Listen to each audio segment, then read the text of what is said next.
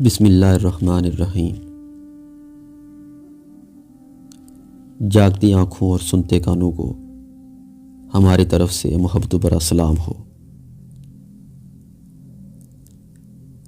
اللہ جل شانہ نے جنت کو پیدا کیا تو حضرت آدم علیہ السلام کو جنت میں ٹھہرایا۔ آپ جنت میں اکیلے تھے۔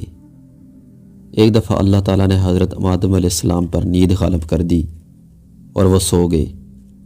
خدا تعالیٰ نے پھر آپ کی بائیں پسلی میں سے ایک پسلی سے حضرت حوا سلام اللہ علیہا کو پیدا فرمایا اور حضرت آدم علیہ السلام کی نکالی ہوئی پسلی کی جگہ گوشت سے بھر دیا۔ جب آپ علیہ السلام بیدار ہوئے تو اپنے سر کے پاس حضرت حوا سلام اللہ علیہا کو بیٹھے ہوئے پایا۔ آپ علیہ السلام نے پوچھا، تم کون ہو؟ عرض کیا کہ میں عورت ہوں۔ آدم علیہ السلام نے سوال کیا کہ تم کیوں پیدا کی گئی؟ تو آپ سلام اللہ علیہ نے عرض کیا، اس لیے پیدا کیا گیا کہ آپ مجھ سے سکون پائیں اور میں آپ سے۔ فرشتوں نے حضرت آدم علیہ السلام سے عرض کیا کہ اس کا نام کیا ہے؟ تو آپ علیہ السلام نے فرمایا کہ ہوا۔ فرشتوں نے پھر سوال کیا کہ یہی نام کیوں؟ تو آپ علیہ السلام نے فرمایا، اس لیے کہ یہ حی یعنی زندہ سے پیدا کی گئی ہے۔ ان کا نام قرآن مجید میں نہیں آیا، صرف زوجہ آدم کا کئی مقام پر ذکر ہے۔ جدہ کے باہر سمندر کے کنارے ایک قبر کا نشان ہے جس کے متعلق لوگوں کا خیال ہے کہ یہ حضرت حوا سلام اللہ علیہا کی قبر ہے۔ یہودیوں کی روایات کے مطابق حضرات آدم و حوا علیہ السلام کی شادی میں خدا، جبرائیل اور دوسرے فرشتے شامل تھے۔ جنت سے نکلنے کے بعد حضرت آدم اور حضرت حوا علیہ السلام نے مکہ کا سفر کیا اور خدا کی عبادت کی، اور یہیں حضرت حوا سلام اللہ علیہ کو پہلا حیض آیا۔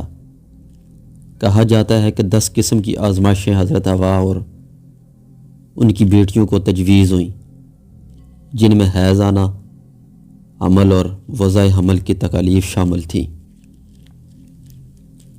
پھر کہا گیا کہ اگر وہ اپنے خاوند کی وفادار رہے گی تو اس کے ساتھ جنت میں جائے گی، اگر وہ بچے کی پیدائش کے دوران میں وفات پا جائے تو شہید کا مرتبہ پائیں گی۔ جنت میں صرف 2 انسان آدم اور حوا ایسے ہوں گے کہ جن کی ناف نہیں ہوگی، کیونکہ ناف ماں کے پیٹ میں جنم لینے والے بچوں میں ہی ممکن ہے۔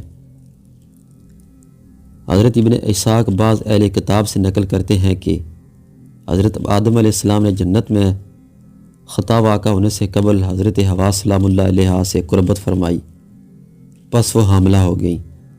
بوقت زچگی انہوں نے کسی بھی قسم کا تکلیف نہیں اٹھائی، نہ درد اور نہ کمزوری محسوس کی، اور نہ ہی کچھ کھانے کی خواہش ظاہر کی،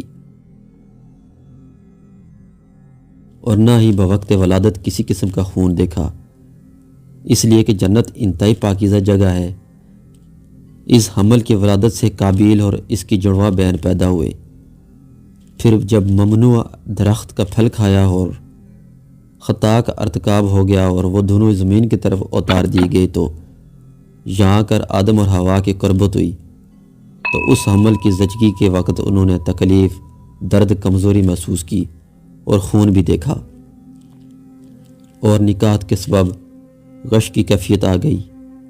اس حمل سے حابیل اور ان کی جڑواں بہن پیدا ہوئے۔ حضرت حوا سلام اللہ علیہ جب بھی حاملہ ہوتی تو 2 جڑواں بہن بھائی کے ساتھ حاملہ ہوتی۔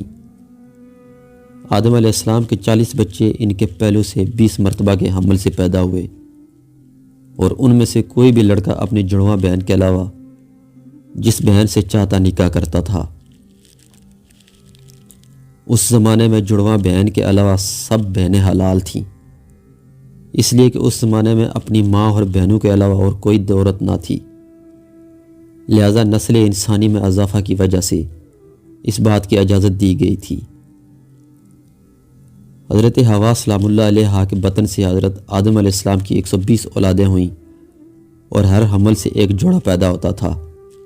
سب سے پہلی جو اولاد پیدا ہوئی بیٹے کا نام قابیل اور اس کی بہن کا نام کلیحہ تھا، اور سب سے آخر میں عبد المغیث اور اس کی جڑواں بہن امت المغیث پیدا ہوئے۔ حضرت آدم و حوا علیہ السلام کے چند بیٹوں اور بیٹیوں کے نام کچھ یوں ہیں: قابیل، حابیل، شیش، بالغ، اساسی، طوبہ، بنان، شبوبہ، خیان، ذرابیس، حضر، یہود، سندل، بارک، اور بیٹیوں کے نام کچھ یوں ہیں: کلیحہ، لیوزا، ایشوس، ازورتا۔ حضرت ابن عباس رضی اللہ تعالیٰ عنہما سے مروی ہے کہ حضرت حوا سلام اللہ علیہا کی وفات بوز نامی پہاڑ پر ہوئی، یعنی وہ پہاڑ جس پر آپ کو اتارا گیا تھا، اور حضرت حوا حضرت آدم علیہ السلام کے بعد 1 سال تک زندہ رہیں اور اپنے خاوند کے ساتھ دفن ہوئیں۔ دیگر حضرات کے باقول مکہ میں جبل ابو قبیس کے ایک غار میں دفن ہوئے، اور اس غار کو غارۃ الکنز کہا جاتا ہے۔ اور حضرت ابن عباس سے مروی ہے کہ جب نوح علیہ السلام کشتی سے نکلے تو آدم علیہ السلام کو بیت المقدس میں دفن فرمایا، اور ایک روایت میں ہے کہ آپ دونوں کو سری لنکا کی زمین میں دفن کیا گیا۔